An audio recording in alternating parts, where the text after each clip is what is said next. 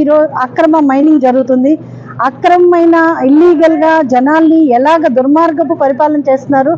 ఈరోజు గిరిజనులందరినీ కూడా మద్యం పేరుతో డ్రగ్స్ మాఫియాలో మొత్తం చాలామంది యువతను పక్కదోవ పట్టిస్తూ ఈ మధ్యన అంటే మద్యంలో కూడా నాకు తెలిసిన విషయం ఏంటంటే మత్తు పదార్థాలు కలపడం వలన ఒక కల్ట్ లాగా కొంతమంది జీవితాలు నాశనం చేసుకుంటున్నారు ఆ రంపచోడవరం నియోజకవర్గంలో.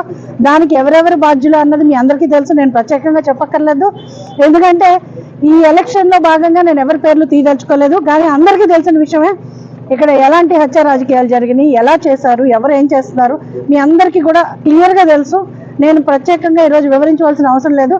కాకపోతే ప్రజలైతే మాత్రం ఇక్కడ ఒక సైలెంట్ రెవల్యూషన్ ఉంది. ప్రజలందరూ కూడా 100% ఈ దుర్మార్గ ప్రభుత్వాన్ని గద్దె దించాలి. ఎవరైతే గిరిజనులు గుప్పిట్లో పెట్టుకుని నాటకాలు ఆడి ఇక్కడ ప్రజలందరి జీవితాలతో ఆడుకుంటున్నారో వారిని 100%